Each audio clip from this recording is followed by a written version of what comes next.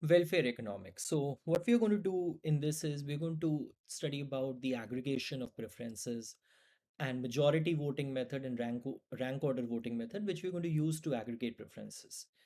So in welfare economics, particularly, what we are doing is that we are aggregating the preferences of all the members of the society. So here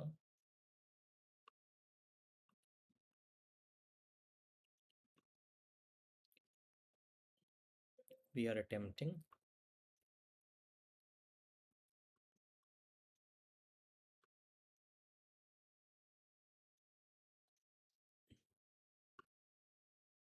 to aggregate preferences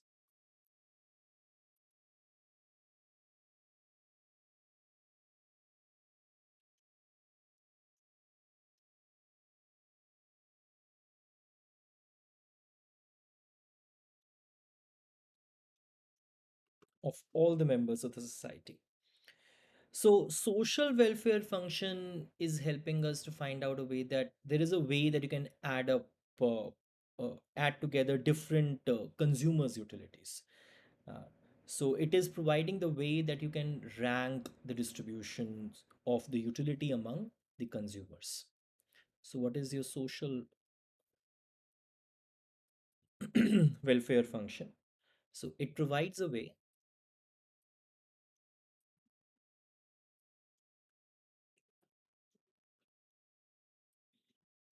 You need to be a little patient in these recordings. I mean, so I'm expecting that you're also writing alongside. Uh, so when I'm writing, you're also writing because this is the way I have understood, right? So I mean, I make all notes. I mean, if you just have a look at this, so uh, I make notes, uh, and then only I understand things. So uh, I'm sure that you will be also making notes alongside. Then only you will also understand things. So the idea is that you are writing alongside me, right? So it provides a way. So it's not like a quick fix. It provides a way to add together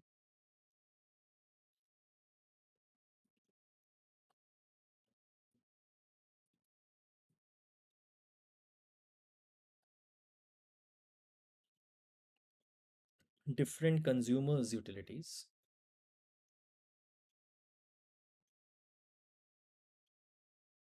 Hmm.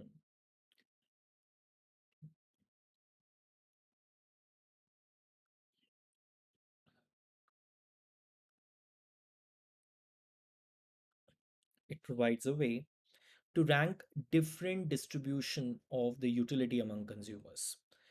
It provides a way to rank different distributions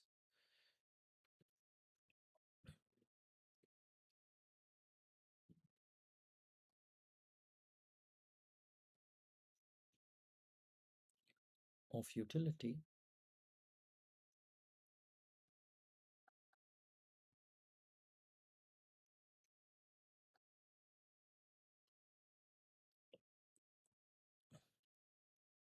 among consumers.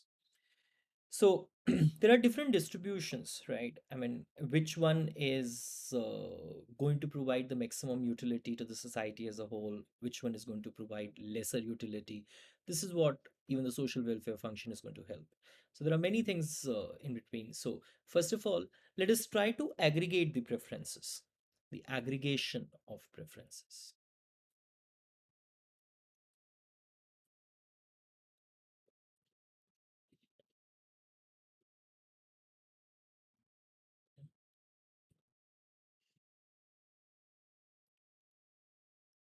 Let us try to aggregate preferences. So in that also, there is something which is called the individual preference ordering, first of all, right? Then only you can aggregate them. So let us just define what is an individual preference ordering.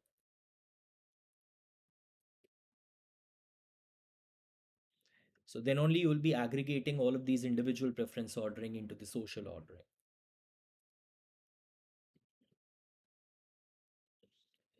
So individual preference ordering means, I mean, these preferences are reflexive, they're complete, they're transitive.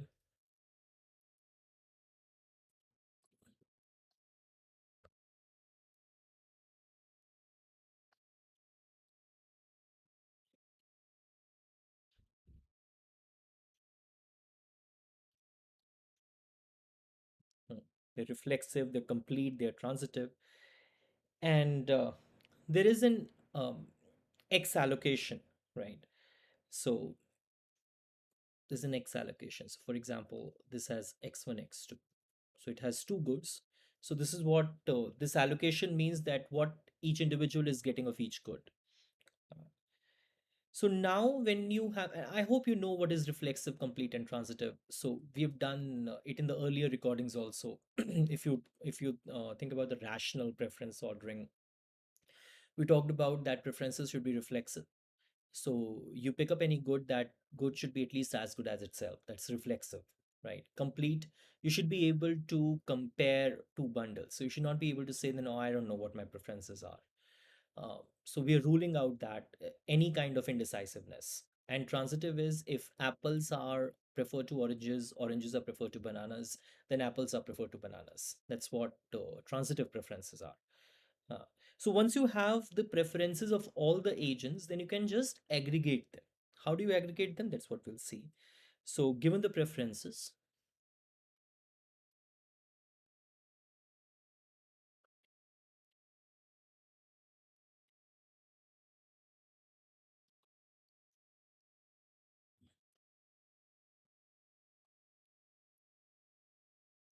given the preferences of all individuals,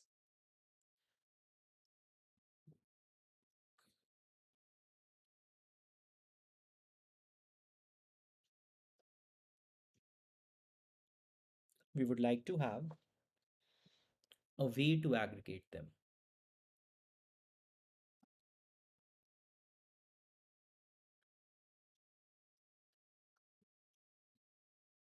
a way to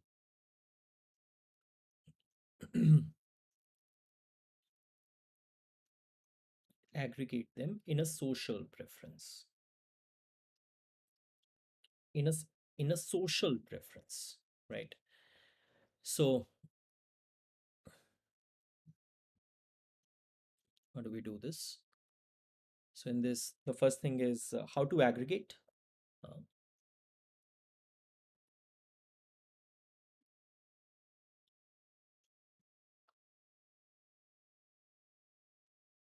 how to aggregate. Uh, so one is the majority voting method.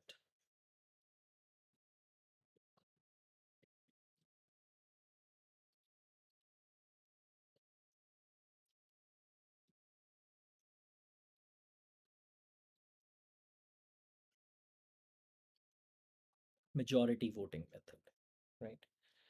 So X is socially preferred to Y. Y is socially preferred to. So okay, there are two. Let's say there are two allocations, you can say, X and Y. So if majority prefers X to Y, then you will say that this is what the social preference is. Even if not every individual is preferring, but if majority prefers X to Y, you will say that yes, society is preferring this. So how do you say that? X is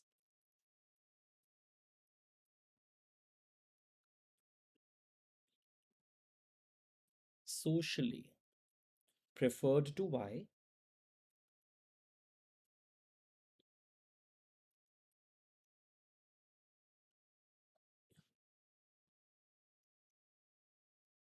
if majority of individuals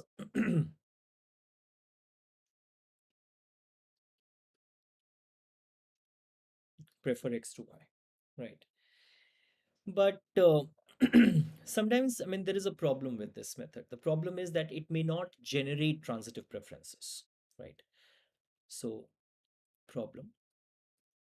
I'll tell you how.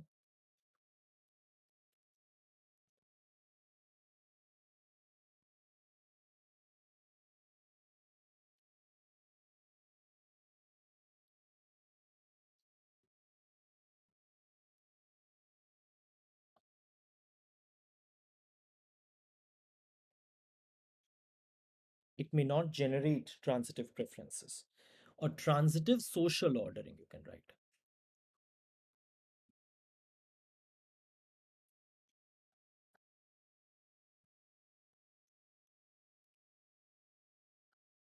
Hmm. So there are three persons.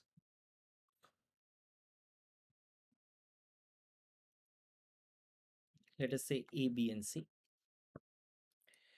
And person A prefers X to Y and Y to Z. Person B may prefer alternative Y to Z and alternative Z to X. Person C may prefer alternative Z to X and then to Y. Right? This is what it is. Hmm. Okay. Now just look at it. Individual A and individual C, they prefer X to Y. Hmm. They prefer X to Y. Okay. And there is only one individual who is preferring Y to X. So the majority prefers X to Y. Fair enough. Okay. So let me just write that. Two people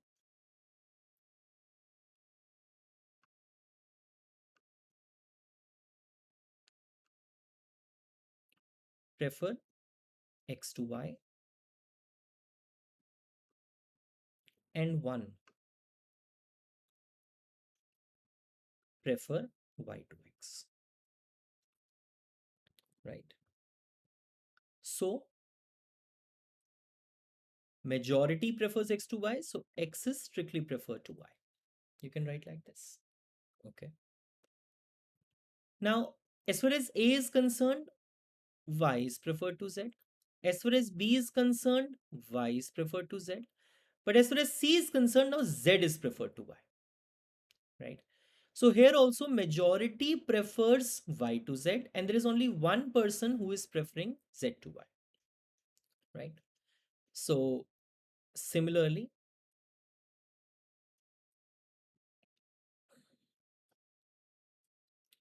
Y is preferred to Z. Okay. What about this? Z to X. B prefers Z to X. C prefers Z to X. But A prefers X to Z. So similarly, you can also say that majority also prefers Z to X. Majority also prefers Z to X. Now you think about it. X is preferred to Y is preferred to Z, and Z is preferred to X. How can you find out what is the best bundle? These are cyclical preferences. So X is preferred to Y is preferred to Z. So if these preferences were transitive, it should have given me X is preferred to Z. But what is true? Z is preferred to X. You with me? Y is preferred to Z and Z is preferred to X. It should have given me Y preferred to X, but what is true? X is preferred to Y. Hmm? Z is preferred to X and X is preferred to Y. So it should have given me Z preferred to Y if these preferences were transitive. But what is true? Y is preferred to Z. So these are cyclical preferences. So sometimes, I mean, you have the majority voting method to aggregate, but it is not giving you the to find out. It is not, I mean, enough to find out what is the best way. Okay, what is the best bundle out of all of them? So these give rise to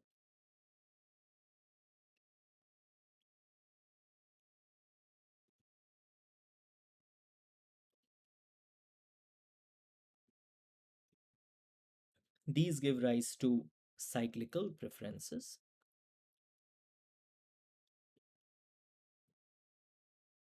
right? And there are no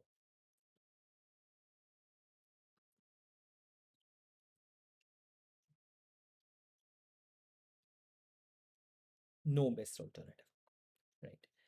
Uh, so because your preferences are not transitive, right? There is no way that you can find out the best alternative from X, Y, and Z. You cannot find it out, right? So because you cannot find out the best alternative, so which outcome the society is going to prefer is going to depend upon the order of the vote, right? So I'll give you what I mean by this.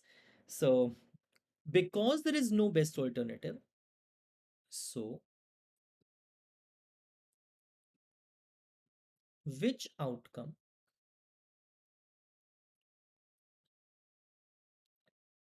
society chooses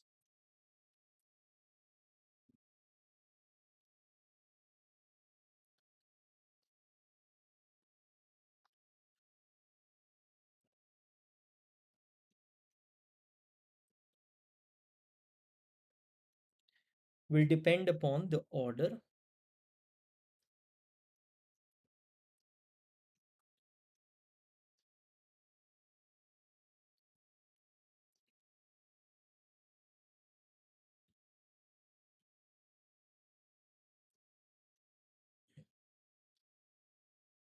in which the vote is taken, right? Okay, so what do you mean by this? Let's take a first case.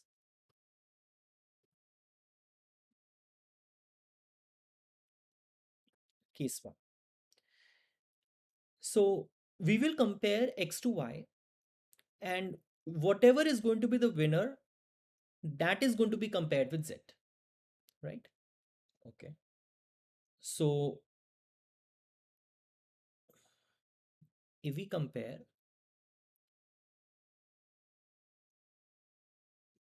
x to y,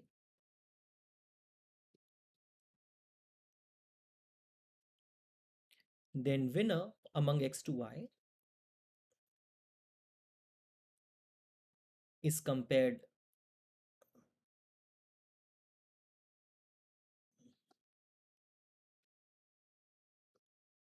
with z, right?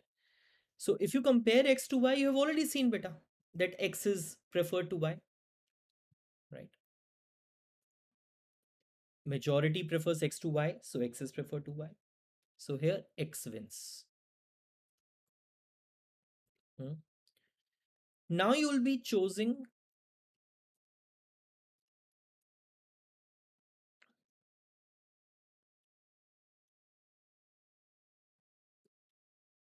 between x and z, right? So society, majority of the people prefer z to x, b prefers z to x, c prefers z to x. Hmm? Z is preferred to x because majority chooses. So here in this case, Z wins. Here in this case, Z wins. So that was the rule, that you will first take up the comparison between x to y. Whosoever is going to be the winner, that will be compared with Z. And among them, then whosoever is going to be the winner, right? Case could have been also this.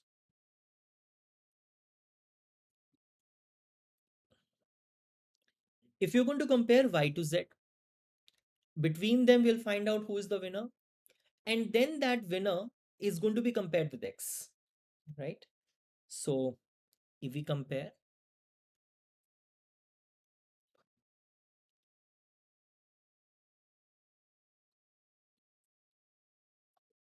y to z,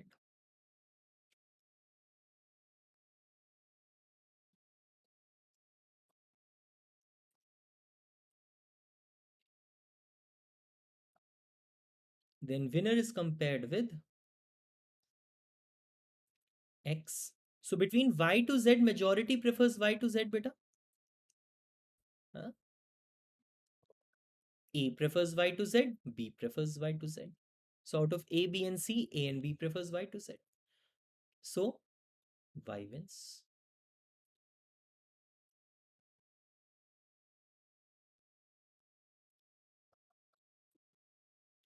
So choosing between x and y now. Between x and y, majority prefers x. So x wins.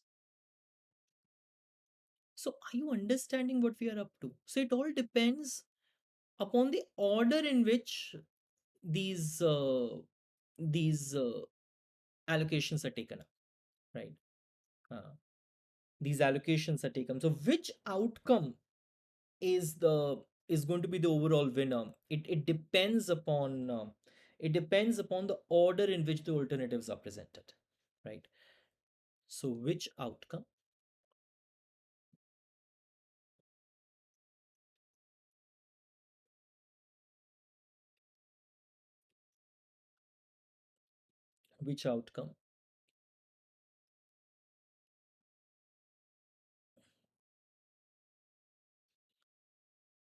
is the overall winner?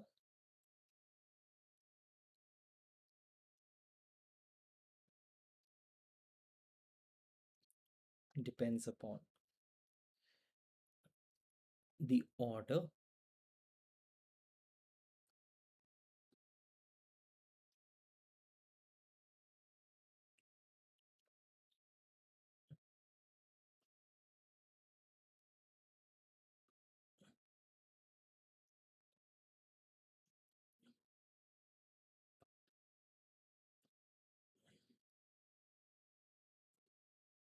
in which the alternatives are presented. In which the alternatives are presented, right? Right. So this was your first way of aggregating the preferences. That is, you can use majority voting method. Uh, uh, so should we do the next one in the next class, or should we do it in this class only? Yeah. So I'll do this in the next class then, because this is going to be unnecessarily very lengthy then. So I'll talk about the rank order voting in the next class, right? Chalo. Thank you, beta.